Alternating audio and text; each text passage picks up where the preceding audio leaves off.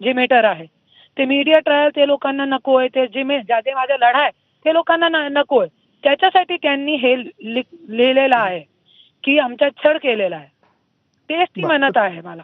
आणि ते छळ आहे, खरं तर हे छळ आहे. आणि माझा नवरा आणि मी दोघे मुळामुळींना मिळून छळताय, ती मी मान्य करते. त्याचं म्हणणं आहे की तुम्ही म्हणजे शिशिवला आणि तुमच्या मुलीला दोघांनाही सोडून गेलेला आहात.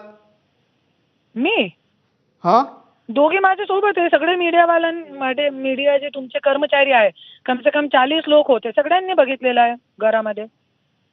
अच्छा, तुमचे प्रतिनिधीला विचारा ना तुम्ही, होते की नाही होते, प्रतिनिधीला विचारा. आणि काय करत होते, किती प्रेशर होता त्यांच्यावरती, ते होशमध्ये नाही होता त्यावेळे, इतका रागामध्ये होता. बोला ना तुम्ही पण, ते तुमचे प्रतिनिधी आहे ना, त्यांच्याशी तुम्ही एकदा विचारा ना काय घडत होता.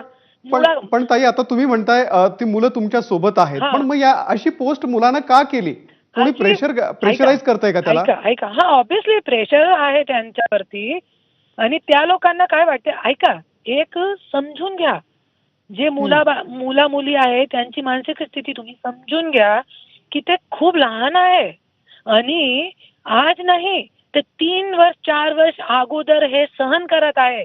रोज मीडिया ट्रायल, आईला कधी जेलमध्ये टाकणं, आईला कधी मारहाण करणं गुंडे लोकांना. कोण मुलं बाळा सहन करणार? त्यांचं खरोखर छळ आहे, खरोखर छळ आहे. त्याच्यासाठी ते म्हणतात आणि मी एक्सेप्ट करते. जे माझी वाईट गोष्ट आहे मी एक्सेप्ट करते. मी चुकीची बाजू घेणार नाही, कधी करणार नाही. जिथे माझी चूक आहे मी ती मान्य करणार.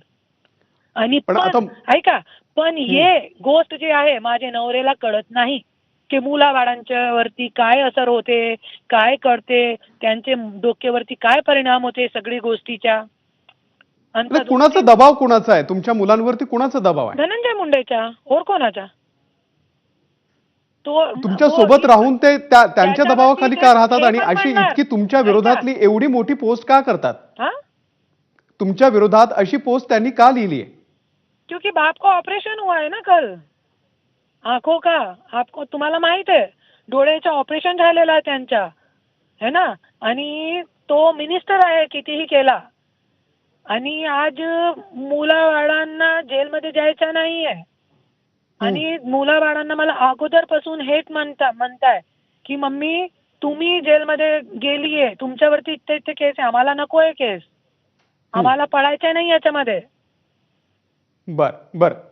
शिशिवने आणखी एक महत्वाचा मुद्दा लिहिलाय की आमच्यावरती कुठलंही कर्ज नाहीये, कुठलंही आर्थिक ताण नाहीये, पण माझी आई खोटं पसरवतीये सगळीकडे, असं सुद्धा त्याचं म्हणणं आहे. त्याबद्दल तुमचं काय म्हणणं आहे? चालेल, मी तुम्हाला पुरावे देते.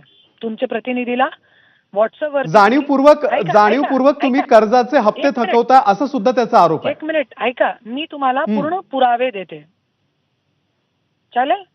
बर, मी तुम्हाला नाही सांगा ना, म्हणजे पुरावे तर आम्ही घेऊच. माझ्या घरावरती SBIच्या होम लोन आहे.